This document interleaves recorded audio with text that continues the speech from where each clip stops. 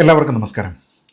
നമ്മുടെ സംസ്ഥാനത്തിൻ്റെ ശരിയായിട്ടുള്ള ധനസ്ഥിതി എന്താണ് എന്നതിനെക്കുറിച്ച് ജനങ്ങളോട് മുഴുവൻ പറയാനായിട്ട് ഒരു വൈറ്റ് പേപ്പർ ഇറക്കും എന്നതിനെക്കുറിച്ച് നേരത്തെ തന്നെ UDF പറഞ്ഞിരുന്നു. അവർ സത്യത്തിൽ ഇതുള്ളത് തന്നെയാണ്, അല്ലെങ്കിൽ നമ്മുടെ കണ്ണിപ്പൊടി ഇടാൻ വേണ്ടി.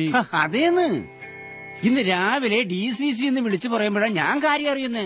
ത്തിൽ കയറിയാൽ ആദ്യം ചെയ്യുന്ന കാര്യങ്ങളിൽ ഒന്നായി ഇങ്ങനെ ഒരു ധവളപത്രം ഇറക്കുന്നതായിരിക്കും പരിഗണന എന്ന് പറഞ്ഞിരുന്നു. അത് ഇപ്പോൾ പൂർത്തീകരിച്ചിരിക്കുകയാണ്. LDF പലതരത്തിലും ആശയപരമായിട്ട് അതിനെ എതിർക്കാൻ ശ്രമിച്ചു.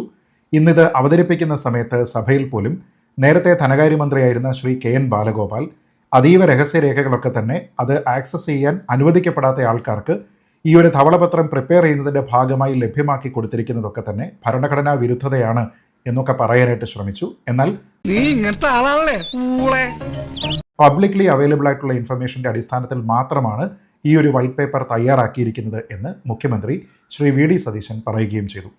സത്യത്തിൽ എന്താണോ LDF ഭയന്നിരുന്നത്, എന്താണോ UDF പറയാനായിട്ട് ആഗ്രഹിച്ചിരുന്നത്, ആ കാര്യം ഈ ധവളപത്രത്തോടു കൂടി പുറത്തു വന്നിരിക്കുകയാണ്. അച്ചടക്കമില്ലാതെ പെരുമാറിയാൽ അറിയാലോ, ഞങ്ങളത് പഠിപ്പിക്കും. ക്രിയാത്മകമായ ഈ ചർച്ചയിലൂടെ ഉരുത്തിരിഞ്ഞു വന്ന ഒരു കാര്യം ഞാൻ പറയാം.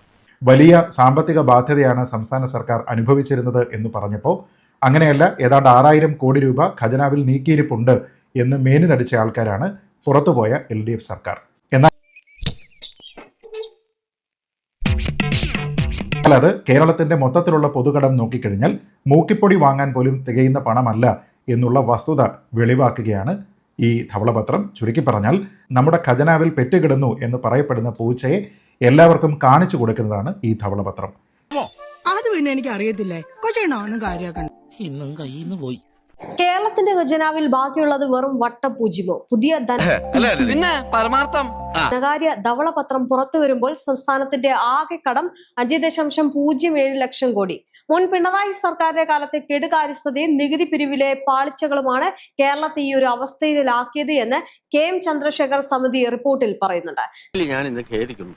കണക്കുകൾ കള്ളം പറയില്ല. കഴിഞ്ഞ സർക്കാരിന്റെ കാലത്തെ സാമ്പത്തിക നഷ്ടങ്ങൾ ഒന്നൊന്നായിട്ട് പൊളിച്ചടുക്കിയിരിക്കുകയാണ് പുതിയ VD സതീശൻ സർക്കാർ.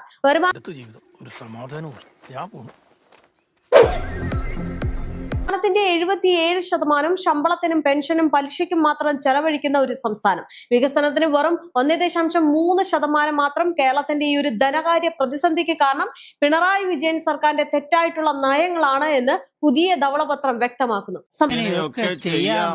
അറിയിക്കാതെ ചെയ്യാമോ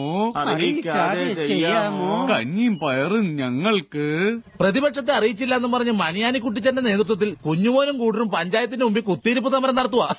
സംസ്ഥാനം നേരിടുന്ന അതീവ ഗുരുതരമായിട്ടുള്ള സാമ്പത്തിക പ്രതിസന്ധിയുടെ നേർക്കാഴ്ചയായിട്ടുള്ള ധവളപത്രം കേവലം ഒരു രാഷ്ട്രീയ രേഖയല്ല എന്നും മറിച്ച് കഴിഞ്ഞ 10 വർഷത്തെ ഇടത് സർക്കാരിന്റെ ധന ദുർവിനിയോഗത്തിന്റെ കണ്ണാടിയാണെന്നും മുഖ്യമന്ത്രി VD സതീശൻ പറഞ്ഞു. ഈ മുടിഞ്ഞ രാഷ്ട്രീയക്കാരുടെ തലയിൽ ഇടുക്കി വീഴട്ടെ.